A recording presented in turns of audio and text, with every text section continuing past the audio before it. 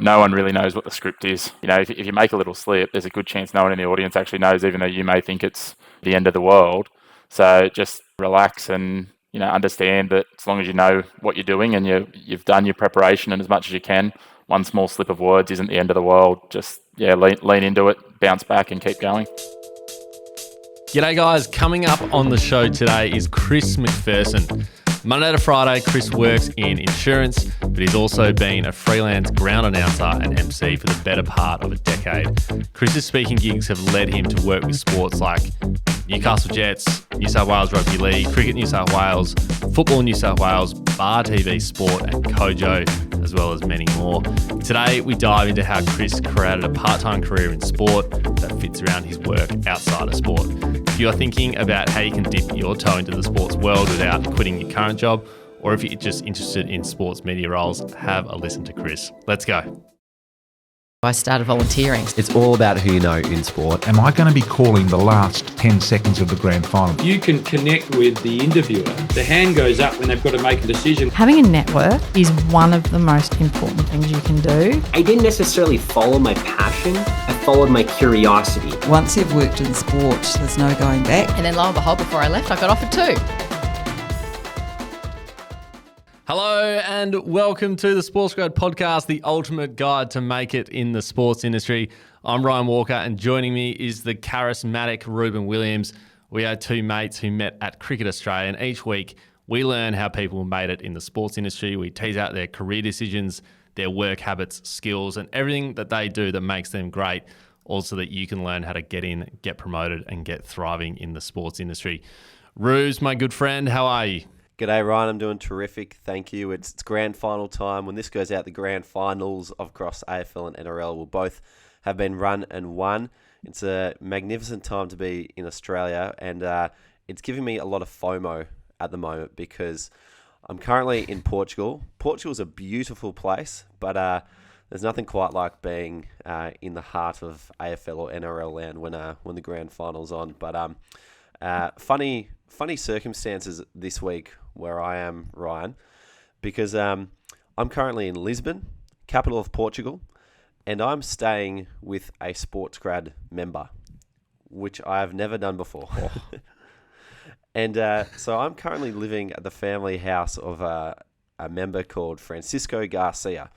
Now, Francisco and I met because he came to the Sydney meetup last year, and he said, I've just moved to Australia on a 2-year visa. I'm looking to get a job in sport. And he said, I'm from Portugal, Lisbon. And I said, that's really cool. I'm heading to Portugal next year. And Francisco, being the very kind and generous person that he is, very quickly said, well, if you're heading to Lisbon, you have to stay with me and my family. And I said, I will take you up on that. Be careful who you offer things to, because I will take them up. And sure enough, down the track we got messaging again, and he said, "Yep, just let us know when you're here, and you can come and stay at my place." And I mentioned Francisco's on this 2-year Australian visa. Very fortunately, he's come back to Europe for the Rugby World Cup to see Portugal in action. So we're crossing over at a time when he should be in Australia right now, but. So that's where I am right now. I'm currently in the spare bedroom, and I guess you could say this is the start of SportsGrad couch surfing, which we haven't done before, but might be worth pushing in the future. Awesome, mate. Well, we absolutely love being hosted by SportsGrad members. That's pretty much the dream of the SportsGrad community. We can just go wherever, and we've got mates in most countries. So that's absolutely awesome. And Sporting Lisbon as well as a place to go watch football is absolutely incredible. So that would have been very cool as well. But let's get cracking into the episode. You can follow us on LinkedIn, and if you want to connect with us and hundreds of others working in the sports industry, you can become a member of the SportsGrad community. Speaking of the SportsGrad community, Rubes, give us an update. What's been happening? Yeah, it's been a big week for the community. We've got 3 massive wins across 3 big sports. The first shout out goes to Lachlan Mitchell, who has been a member for some time now. We know him well, and we're very proud to say that he is joining Harness Racing Victoria in a comms role. So well done to you, Lockie. Jordan Beecham is joining the mighty Geelong Football Club as a Customer Experience Officer. Well done to you, Jordan. And Rishab Mahajan is joining Melbourne City as a matchday operations staff. So 3 big sports there, which is fantastic for those guys to get involved in. So well done to you guys. And for everyone else, if you want to get involved in the community, we've always got events coming up. We've got regular speed networking events, regular job fairs, regular masterclasses. And if you're looking for a job in sport, the SportsGrad community is for you.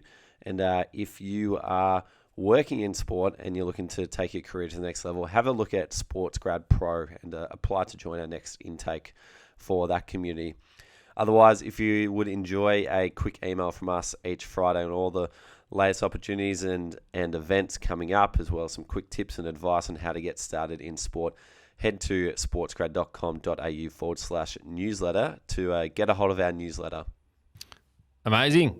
Well, enjoy this chat with Chris MacPherson. With a new course, Deakin Business School is preparing graduates to capitalise on the golden opportunities in sports management. It's time to take charge of your career with the Executive Masters of Sports Management, a one-of-a-kind qualification which is designed as a more advanced version of Deakin's popular Master of Business in Sports Management, which is the #1 ranked program of its kind in Australia. Delivered online via Deakin's Cloud Campus, the EMSB provides students with a focus on specific business knowledge, including areas of strategy, sports governance, leadership, and fan engagement. Capitalise on the golden decade with a degree that will give you the skills you need.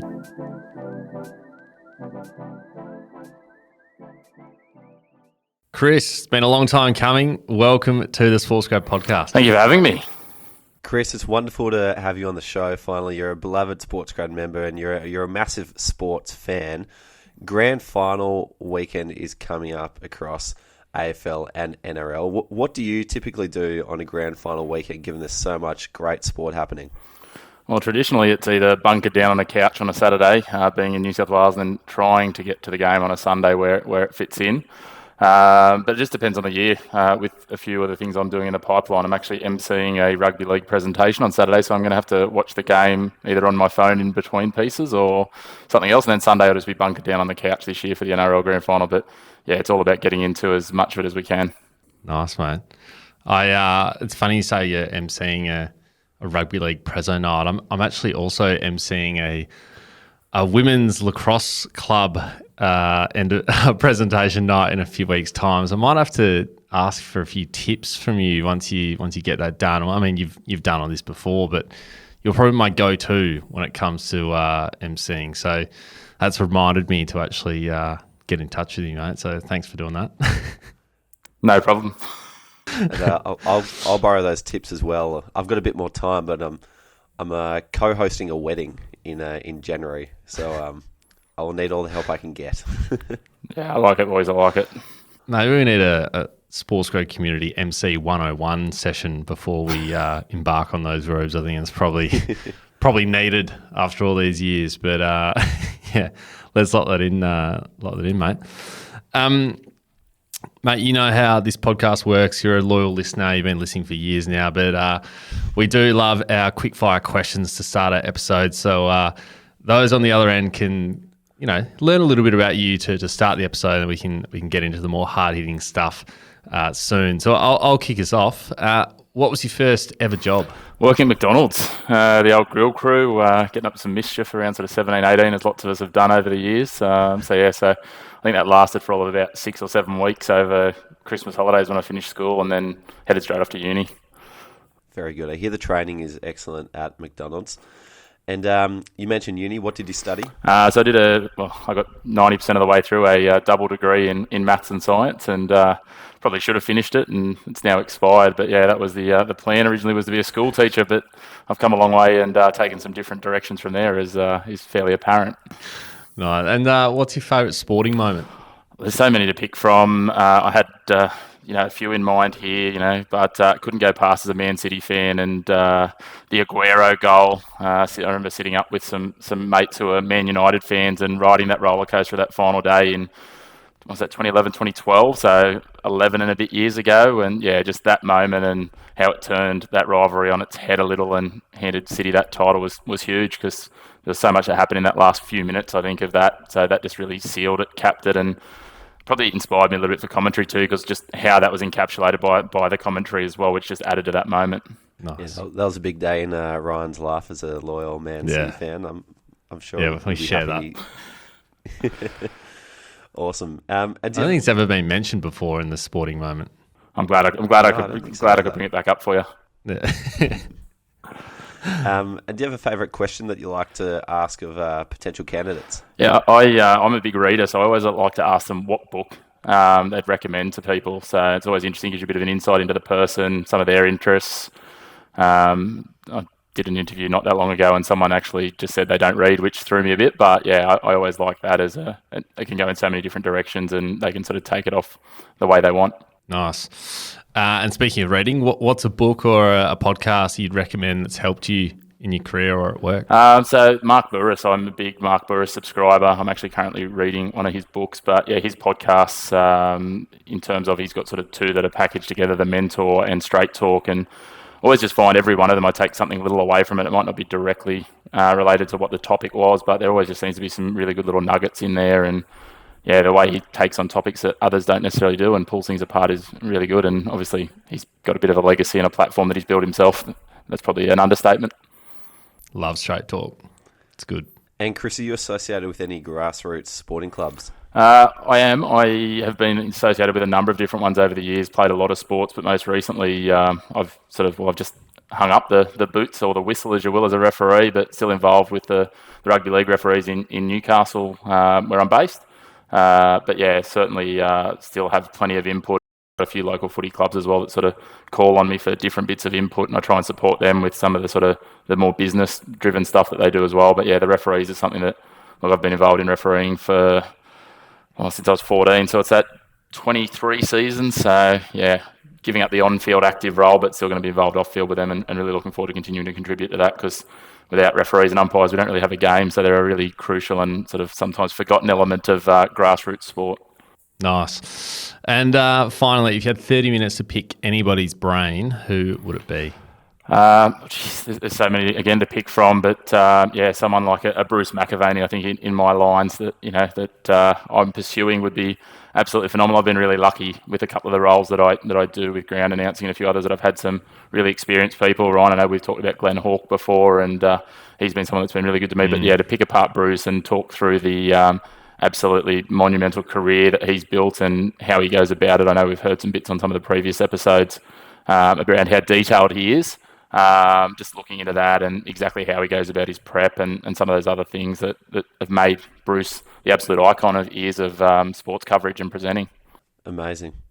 Well, I'm sure you've already listened to them, but two of our interviews with Channel 7 AFL commentators, Hamish McLaughlin and Brian Taylor, basically gave us all their best advice as first given by Bruce. Every single time they gave us a bit of an insight, they were like, oh, Bruce taught me this, so now I do that. So we kind of got to learn through Bruce as via Hamish and BT. So episodes 124 and 210, if anyone wants to go and learn through Bruce for those. But Chris, let's dive into your career, mate. You're a busy man. You've got a lot of things going on the fly. What are you up to at the moment? Most recently, it's been doing a little bit of work with Kojo with the Australian Volleyball Super League, which was my first introduction thanks to SportsGRAD, which was very nice. So yeah, that was really exciting. They're sort of relaunching volleyball and trying to, I guess, I don't know if they'll like this line, but big bashify it, make it a bit more of a compact for TV presentation as well as spectator engagement, get into that really traditional 3-hour sports window that crosses that sports and entertainment line. So that's been really cool to work with the team at Kojo on that. Also continuing to work with the Newcastle Jets as a ground announcer, and some sort of freelance commentary with a few different, organisations from Football New South Wales to BarTV Sports, which is a live streaming company sort of here in Newcastle, and New South Wales Rugby League for the New South Wales Cup as well. So they've sort of been the main focuses over the last few months, just juggling those around each other. Nice. I believe you also got a full-time job on top of that. How does this all fit together? I do. I work outside of sports Monday to Friday, 9 to 5, which in the insurance industry, I'm very lucky that they've been very flexible over the years, including, when you get some more challenging assignments like commentating Sheffield Shield and things like that run in those hours. But look, I've been working in insurance for over a decade and they're really flexible. I guess it's the key to being able to pursue some of these things until they get to the point where they are a full-time piece. Is having some understanding and flexible employers in that regard, and I've been very fortunate with CBN that I work for to be able to do that, pursue that, and have some bosses that sort of just set the expectation that as long as everything's ticked off, they don't ask too many questions about what hours it's done in, and I'm meeting everything I need to. So it does help, especially when it comes to those events or when I've got big things coming up that I've got to prep for. How do you find the balance of doing that? Because I reckon that would scare a lot of people, don't you think? I have a what I'll call a weakness, Ryan. I don't know how to say no very, very well. It's much to the detriment of my lovely fiancée.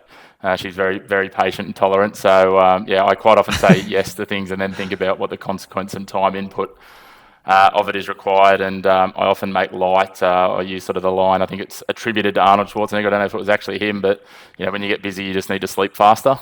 It's a bit of a balance, and trying to maintain, obviously a relationship and a home life as well as a full-time job, a part-time freelancing job where travel and things are involved.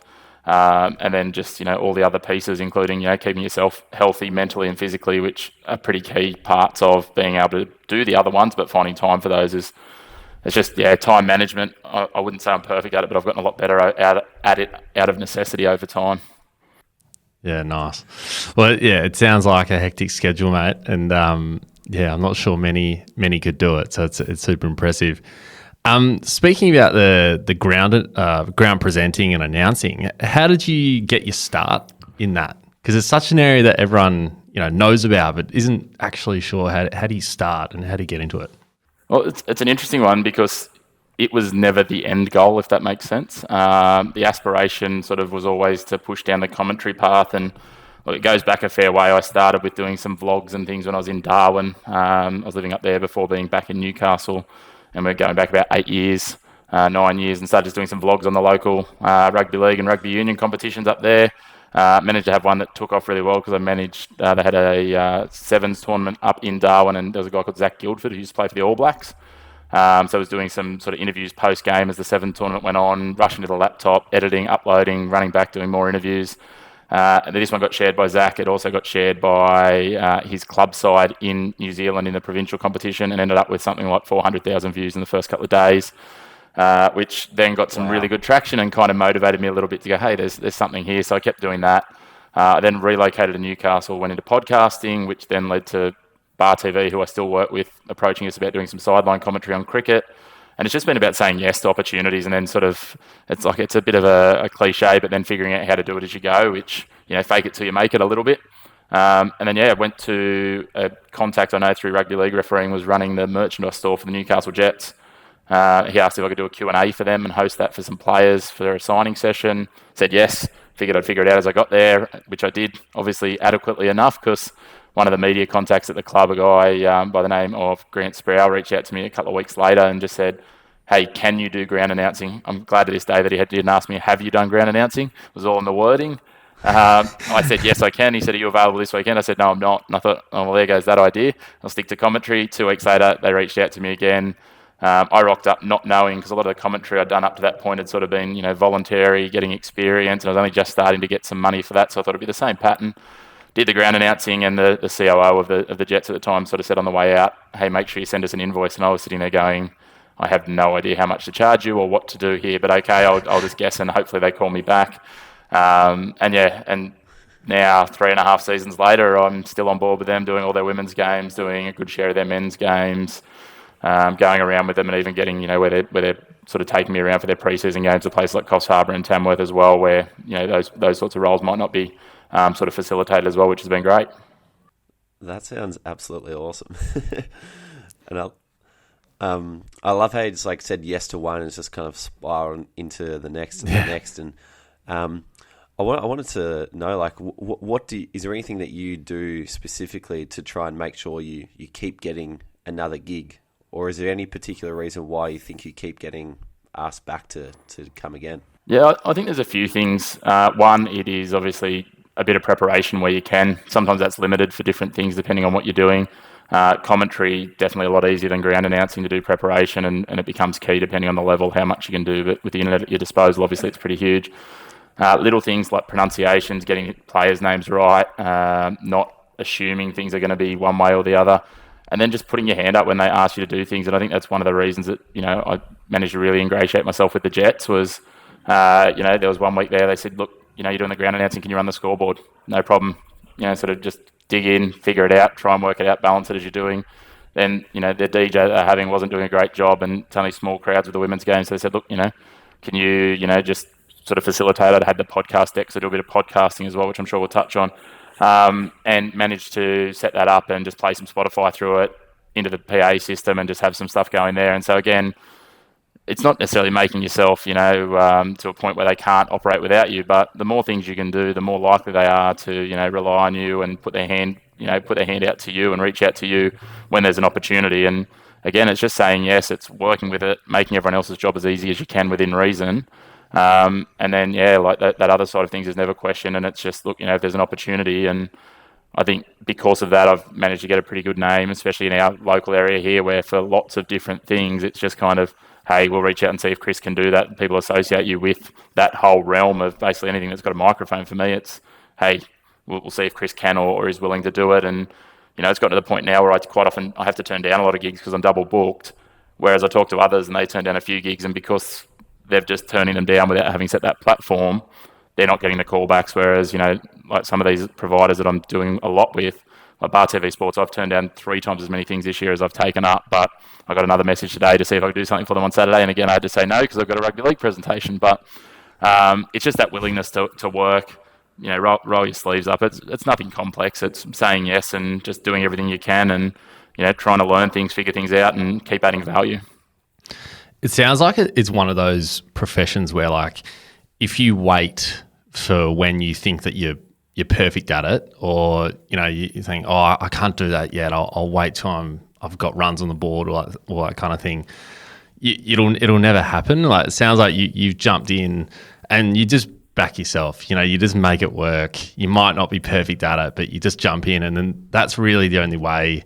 Like, you can grow into it. So, I mean, that's probably some advice, but I'm keen to understand, like, in those early days, were there any times when you just completely stuffed up, or, you were so nervous or something like that? Because I can imagine for those people out there wanting to get into this, that might be something that's holding them back. Like, they don't want to make a mistake, and they're worried about that because it is such a public role. So, keen to understand and maybe make some of those people out there feel a bit better that, you've made a mistake before and it's okay. I consistently slip up. I consistently make mistakes. One of the greatest lines I've ever been told by someone who works in a similar field and has done some different sporting, ground announcing, podcasting, all those sorts of things, is the wonderful thing about all we do is very few, if any, people know what the script says. Yeah. So at the end of the day, like, a lot of the time, if you can think you've absolutely, done the proverbial in the bed, but a lot of people won't know, haven't noticed, aren't aware. So don't overthink it. Don't get there. And, it's no different to playing sport, I guess. Like, if you get there and just dwell on the one mistake, well, another mistake's going to follow and another mistake's going to follow that. So it's shake it off, move on to the next bit. And, if you're nailing 99%, there's a few cardinal sins. I know in Newcastle, if you're ground announcing the Jets and you say Newcastle Knights or vice versa, that's a cardinal sin that'll get picked up pretty quickly and has probably shortened some careers at different points. But outside of that, most of the other stuff, if you're just, working through it, getting it done, you're going to make mistakes. We're all human. We all do. It doesn't matter what role, what sphere, what industry you're in. And look, I know that I made a couple of absolute howlers on the last ground announcing I did for the Newcastle Jets versus Brisbane Roar, their trial game up at Coffs Harbour. No one said anything. No one noticed because, again, you just get straight back into it and make sure that you don't keep making the same mistakes. And, there's little pieces there. You're going to stumble over words or you're going to freeze up a little bit. And, in terms of nerves, like, I still get nervous, going out and doing a crossbar challenge in front of, 7,000 or 8,000 people in the middle of McDonald Jones Stadium. But I think that's a little bit of keeping you honest too. I think you're probably going to be complacent if you're not getting nerves at that point too. Or, and I don't know, like someone like, a Glenn Hawke or a Bruce McAvaney, whether they're still at that level where they're getting nerves. But yeah, certainly at this point, and I still think I'm pretty early in the piece, but making my way, nerves are ever present, mistakes are ever present. It's just about, I guess the 99% versus the 1% and making sure you're executing those pieces. It sounds like you are very well established in the Newcastle area and more broadly New South Wales area. If you were to, say, move to the other side of Australia, you were to upend your life and go to Perth, what would you do to try and re-establish yourself in a new place where your networks aren't as solidified? Well, I don't think it's going to be a revolutionary plan to anyone, but it is just get as many opportunities as you can behind the microphone. And I've chatted to a couple of SportsGrad members that I know, Ryan, you've sent a couple sort of over to have a chat. And it's very much like, even if you want to be a commentator, go and have a crack at anything else that's involving a microphone, whether it's a podcast, whether it's, ground announcing, whether it's emceeing. At the end of the day, it's good practice at enunciation, presentation, all those pieces that are fairly common pieces to all the things that we're doing. And the great thing is if you, stuff up royally in another sphere, it's not going to crazily impact that sphere, first of all. And the other thing is, like, most volunteer or low-tier grassroots sporting organisations are now, there's a lot of them that are streaming. There's lots of streaming providers. So reach out to them and, offer your services, or go and try and, sit off the shoulder of someone who's doing some stuff in that area. At the end of the day, there's all those opportunities. If you really want to do commentary and that sort of piece, it might be a little bit embarrassing, but go and get the team list and sit in the back of the grandstand at, country footy or wherever else you might be and just call the game to yourself. A few people might look at you a little bit strangely, but you're going to have to get used to people listening to you if that's what you want to pursue. So it's just do as much as you can. Like when I first started out doing commentary and stuff here, I was driving 2.5 hours to under 18s games of footy in the country representative competition for no money, like out of my own pocket. Like, you've just got to make those sacrifices. And at some point, and look, there was in those early years, I thought it'd never come that I'd get paid for doing commentary and those other pieces. But then all of a sudden it came in a flurry, and all of a sudden, you're turning down paid gigs, and it's a really different piece. But just keep practicing, listen back to what you do. That can be a hard piece as well. And just look for small improvements. You're not going to revolutionise it. And as I said to someone the other day, as much as, I idolise the likes of a Bruce McAvaney or something like that, there's only ever going to be one Bruce. So just, I've got to be Chris MacPherson, you've got to be yourself as well. So bring your own element to it, because that's the great thing. It's not the 1980s where, the deep baritone, Darryl Eastlake types are the only ones that can do it. Who's that? Sorry, explain who that is. Darryl Eastlake is a motorsport and rugby league commentator from the 80s and early 90s. So, yeah, just check him out. He's bombastic and very, very deep voiced. Yeah, I thought it was kind of like Ray Rabs Warren type territory, like those kind of areas. He was one of the big names alongside Ray Warren when Ray Warren was coming through, but Rabs obviously outlasted him with his dulcet tones. Yeah. Oh, that was the highlight of Origin, to be honest. And all of a sudden he just kind of left, didn't he? He just hung up on 99. Yeah. Why? Come back, Rabs. He'd be listening. Chris, you've been freelancing at sporting events for a long, long time. I'd imagine you'd meet other freelancers who kind of come together to help put a sporting event on. For those people out there who might also be working full-time in other industries but would be interested in seeing how they can dip their toe into the sporting world outside of their Monday to Friday, what other opportunities do you see in sport where freelancers and people can casually get involved?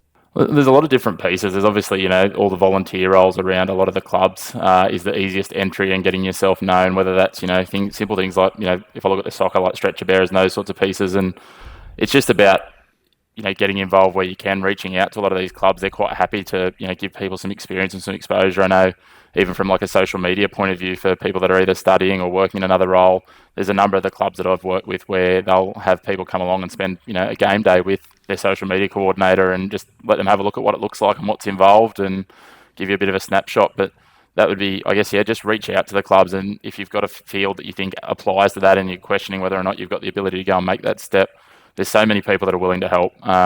People are always willing to give, advice, feedback, where possible. A lot of them are, happy to take you for a ride along, if you want to call it that, where possible. And there's a number of avenues, whether it's production, shot calling, announcing through to, some of the other roles that are match day roles that tend to be those freelancing. Obviously, a lot of the other ones tend to be more of a full-time piece, but yeah, a lot of those match day style roles are quite often going to be looking at that.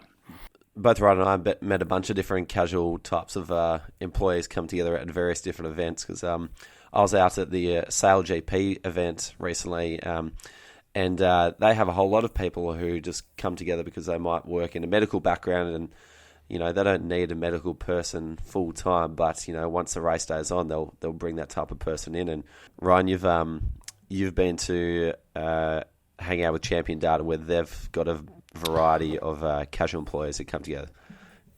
If you could share what some of those are, that would be amazing.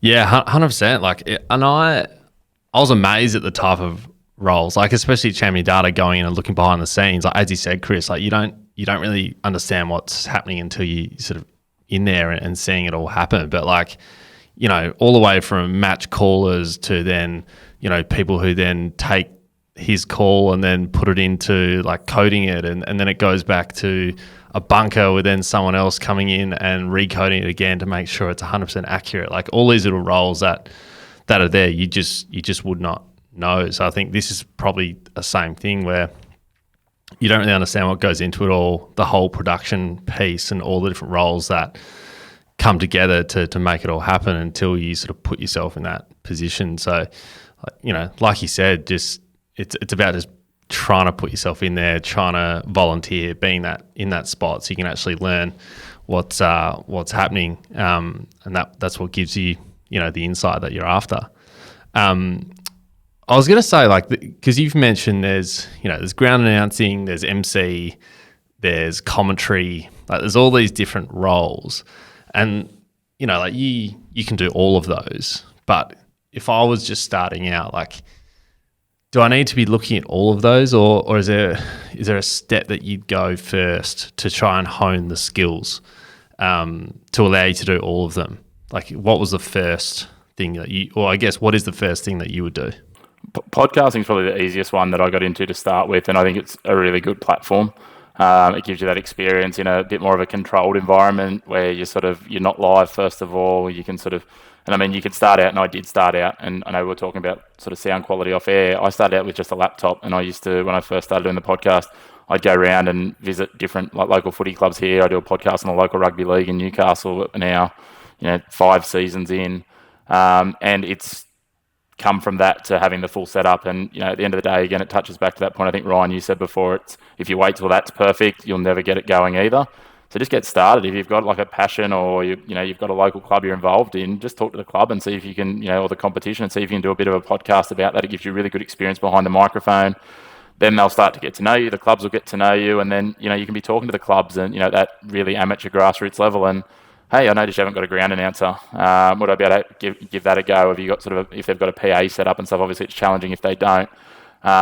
Would you be interested, if they do live stream their games, would you be interested in me just jumping on and commentating, giving it a go? Can I grab an ex-player or someone else who's around to do special comments and just feed them in, and all these sorts of things? It's just about getting involvement, getting practice. But yeah, I'd certainly start the podcast is probably the easiest, because it's pre-recorded. If you do slip, if you do mess up, then you can just edit it out. Yep, we know that all too well. That is interesting to hear that the podcast has also acted as a bit of a Trojan horse to get in front of these organisations for you as well. Because when I started doing SportsGrad as a YouTube channel way back in the day, I would go out to people and say, hey, can I interview you for this channel that I've got?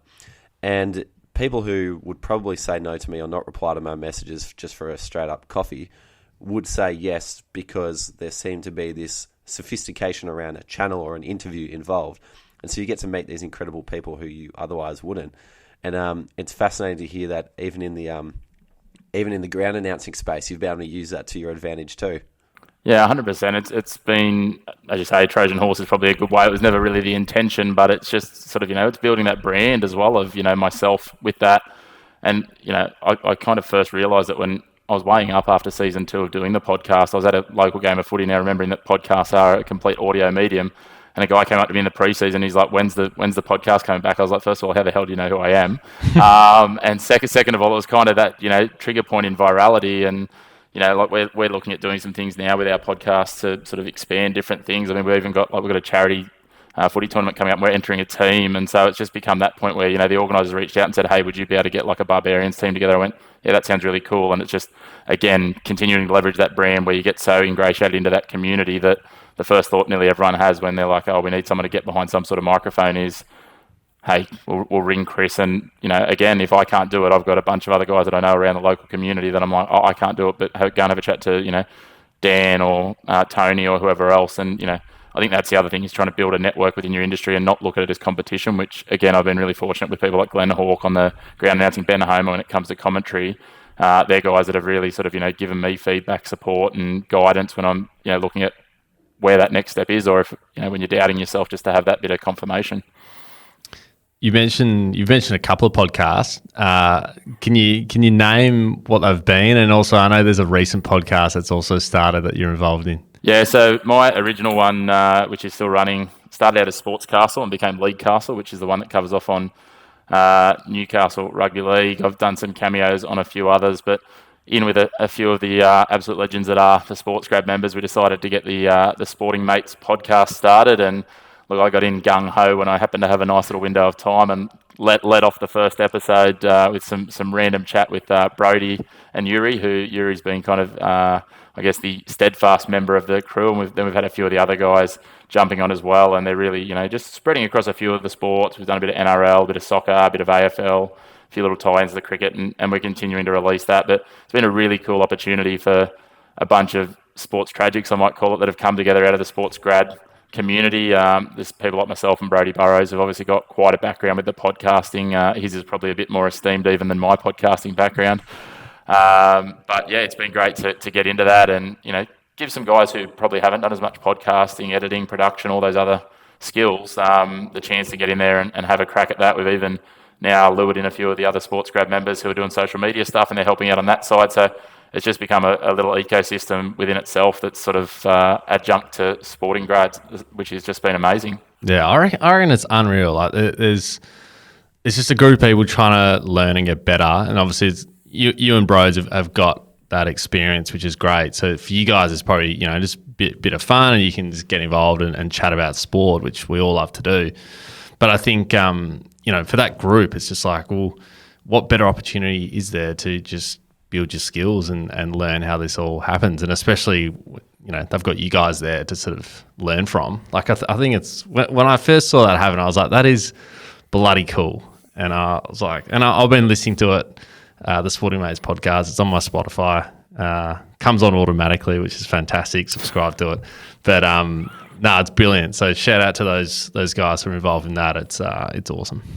Yeah, I've loved being involved already. I need to get back a bit more diligent now that my rugby league season's over and my podcast will quieten down and get back into it with the boys. But it's been really good. It's built some good networks, and even just a few of the boys now where we have sort of specific catch-ups on top of the SportsGRAD catch-ups that already happened. So it's great. Yeah, awesome, mate. I think might have just lost Ruse, but that's okay. Let's talk about sort of future ambitions. Is a balance of sport and non-sport sort of where you want to be, or do you have other things that you're working towards as well? Well, I've got a bit of a vision board sort of set up that I've sort of planned out, which leads to potentially at some point in the future I will make the leap into full-time sports. It's just about making sure that obviously that's a sustainable piece, but a bit like yourself, mate, player management's something that I want to tick off on the list. I want to become a rugby league player manager, just to get through the qualification. Whether I pursue that is another piece. It's something that's always been on the bucket list, but I've got a bit of a view to eventually build out sort of a bit of a sports agency brand, which I'm in partnership with another guy who we're looking at that and what that looks like. So looking at the media side and a few other pieces as well. So possibly around some sports travel pieces as well, because it's something else I've been passionate about. I've been ticking off as many sporting events as I can each year, aiming for 100 top-tier sporting events this year, so around all of my other commitments. So, yeah, look, there's some plans there, but, yeah, looking to really push down and hopefully get some more what I call permanent gigs with the ground announcing, which will allow me to take that step and then leverage that as I go forward. Yeah, awesome. That sounds super interesting. Like, I think the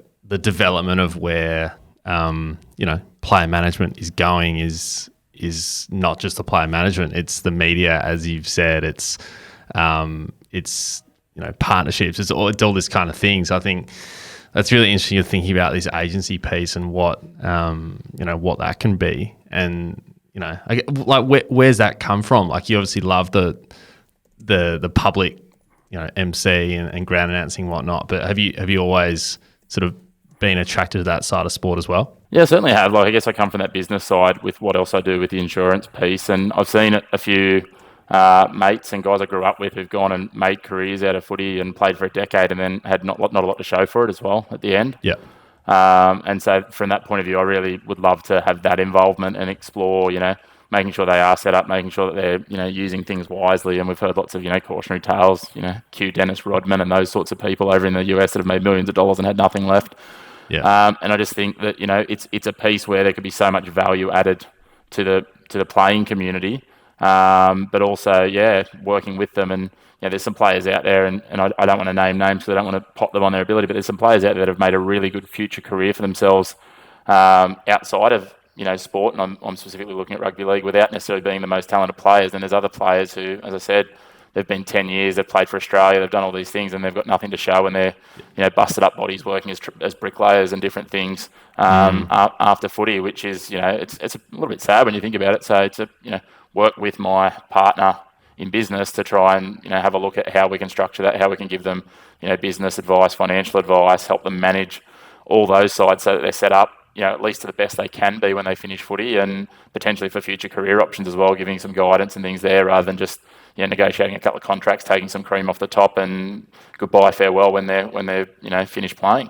Yeah, absolutely. What's the process to be an NRL agent these days? Like, from an AFL point of view, it's not exactly easy. You've got to attend workshops, you got to go through a bit of a course, and you got an exam. Like, it's pretty hard, and it costs as well. Is it sort of the same for NRL? Similar, not quite as in depth in terms of the exams and courses. There are some pieces that you've got to tick off, and being a fit and proper person, making sure that you go through and you meet their criteria with a few different pieces as well in terms of it. Again, as always, there's a subscription fee to start with, and then an annual fee ongoing, which allows for their sort of maintenance, because it's sort of maintained under similar to the player agency and supervised by the NRL, and making sure that all signs off. So, and to be fair, most of the sports that I've looked at are very similar at different stages. Some are, I think cricket's probably the lowest threshold. Soccer is very intense, and look, they're pieces that we've talked about, like with the sort of business partner, as to whether we expand into other sports, but certainly rugby league would be the first focus, just because that's where my background is. Yeah, awesome. No, it's super interesting. I think it's the same, like, having gone through that, I've looked into some other sports, and they're all different, but at the same time, there's arguments to say, like, you shouldn't have too many. If you've got hundreds and hundreds of people, it's like, are they genuine? Are they wanting to do it for the right reason? That kind of thing. So I think it's good that there's some limitations in terms of who jumps in and who doesn't. Touching on some advice now.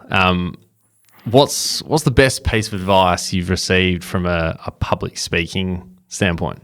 Well, I think it's that piece just before, is that no one really knows what the script is. So I've always found, and it's always something I sort of a little bit of a mantra when I go up there, and even recently presenting at a conference on the day job side of it, it was very much something that the guy I was presenting with, I sort of said to him, and it's very much a relaxing point of view. It's not about don't be detailed, don't be prepared, don't be ready to go, but it is, if you make a little slip, there's a good chance no one in the audience actually knows, even though you may think it's the end of the world. So just relax and understand that as long as you know what you're doing and you've done your preparation, and as much as you can, one small slip of words isn't the end of the world. Just lean into it, bounce back, and keep going. What do you do to keep yourself calm? Because I know so many people just hate public speaking, and to the point where they're like shaking and all that kind of thing. And everyone's always wanted to get more confident in it. So is there anything you do to calm yourself down and sort of get yourself in the right headspace? I just try and make sure that, like, my thought process is really focused on what I'm doing, try and minimise any distractions, which can be really hard depending on the audience. If there's people in the audience and things like that, like, Rube's obviously talking about the wedding before. That's one of the most challenging environments when you're in a small group. I'll say in inverted commas, of 100 or so people or less, and most of them, and there's always someone trying to throw you a cheeky look or something like that. So it's kind of just get into that zone, focus on what your content is, make sure you're appropriately prepared, and what's that? The 5 Ps, right? Proper preparation prevents. Performance. So it's one of those things. You need to find something that probably just grounds you and centers you back as well. Where I can, I'll generally have something small in my hand, or I'll put my hand on my pocket where I can just sort of rub the fingers together, or just grip, because it just centers and grounds me again. But just have something, have like a physical cue. Where possible, and that could be anything. It could be having a pen in your hand. It depends on what scenario you're in, right? Like, it's quite hard if you're up in front of a large crowd and there's not much for you to work with, but that's where it might be just, on the edge of your pocket or something else. Like, I quite often use that just to ground myself, get myself back in the moment if I start to freeze up or lose focus. Yeah, nice. That's super interesting. Yeah, and like, it changes depending on what the gig is, right, as well. Like, like from the experience I've had, it's just kind of hosting like SportsGrad meetups, right? And in that environment, it's like everyone's looking at you. So if you're holding something, it's kind of like unusual. So, and you don't know where to look and all that kind of thing. But then on the flip side, like when you're doing ground announcing, only like a small portion of the crowd probably know where you are at any one point. So no one's sort of looking at you. So I can imagine that might be a little bit easier than when you're hosting something and whatnot. Yeah, it certainly is. And even ground announcing, it depends if you're, on ground, on camera, presenting to the big screen. Generally, in that case, it's only sort of, the torso that's on screen. So if one of your hands is below, that's fine.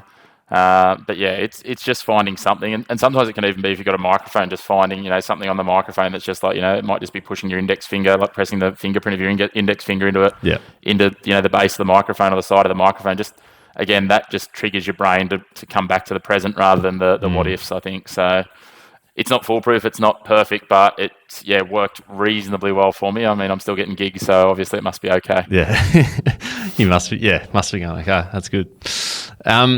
Mate, finally, what's some career advice that you would give to your 20-year-old self? My 20-year-old self would be just give it a go. I spent a lot of time hesitating, pausing, not wanting to do it, worried what other people will think. Just give it a go, say yes, and if you're worried about what people are thinking and people are being negative in regards to it, then they're not part of your success anyway. They're not the right people to be surrounding yourself with. Like, some of your mates might give you a little bit of stick, but they'll soon enough get on board. But if people are persistently sort of cutting you down, then they're not people who are invested in you, and they're not the people whose feedback you really need to worry about, I think is a really big key. Like, I had a lot of people when I first started the podcast kind of, had a bit of a dig and kept running with that, and it just probably shows more about them than it does about you. And get into it, give it a go. Don't wait till it's perfect, because if you wait till it's perfect, you'll wait too long and you'll never get started. Love that. Sooner you stop caring what people think, the happier you'll be. Mate, it's been absolutely awesome having you on, and as you know, you're one of our absolute favourite members that have been part of SportsGrad, and you're always so giving in terms of helping people get into this space and offer some advice. So we've really appreciated getting to know you over the last couple of years, and we've been keen to get you on the pod for some time, because this is a space that we love chatting about. It's interesting, it's fun, and you're probably our star member who's in the MC ground announcing space. So it's awesome to have you on, and good luck for the rest of the year. No, thank you very much, mate. And just again, thanks to you guys for what you've done with SportsGrad. It's been great. I love being part of the community, and if anyone is interested in any of this, just reach out on LinkedIn. Awesome, mate. Thanks again.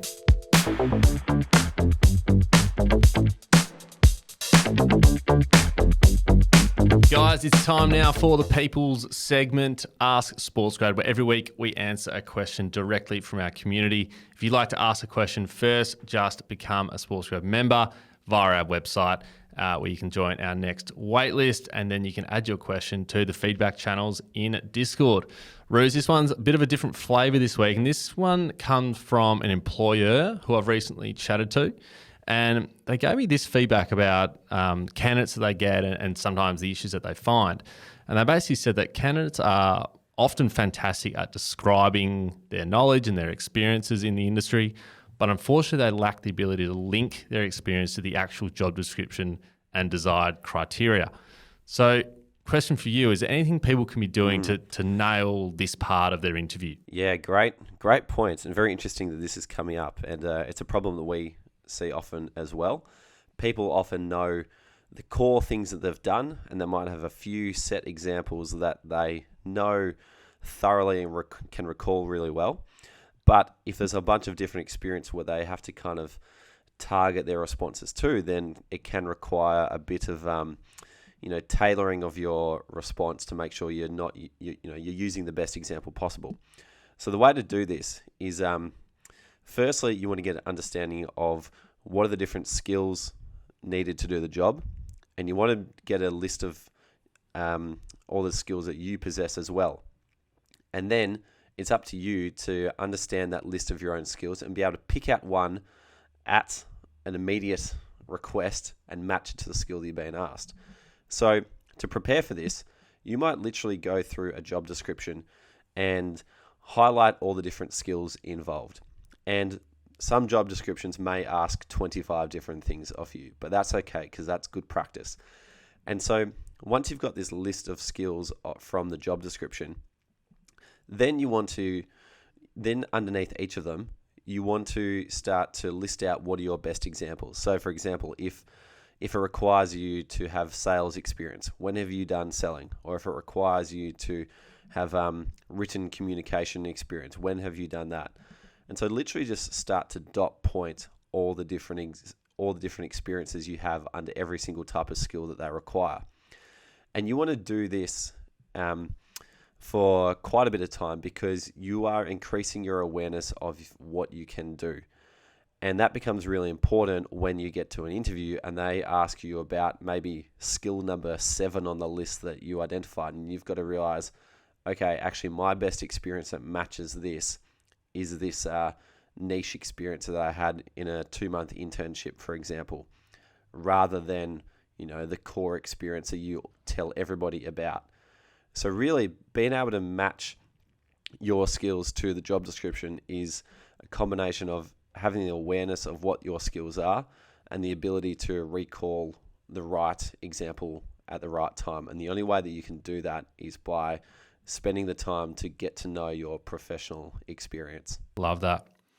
Yeah, you're dead right. It's all well and good talking about the experience you've had, but at the end of the day, if you're not matching it up with what they're actually after, then you'll be one of those guys that look really great on paper, but when you present, it's not quite going to hit what they're wanting. So yeah, that's awesome, and some really easy steps just to nail that each time. So it's good. I like that flavor of question. Maybe you should chat to the employers on the podcast a bit more and get their insight as well. Brilliant. Well, if you'd like to ask a question or ask our friends in sport a question, you can become a SportsGrad member. Every fortnight we jump on a virtual Q&A or masterclass, and it's an open floor for you to ask us or any industry professionals any of your questions. And then all of these sessions are recorded so you can get immediate access to over 50 hours of exclusive content ready for you to access whenever you like. So jump on and get involved. You can find us on LinkedIn, plus give us some love with a rating. If you enjoy the show, subscribe on Apple or follow on Spotify. Thanks for listening. We'll see you next time.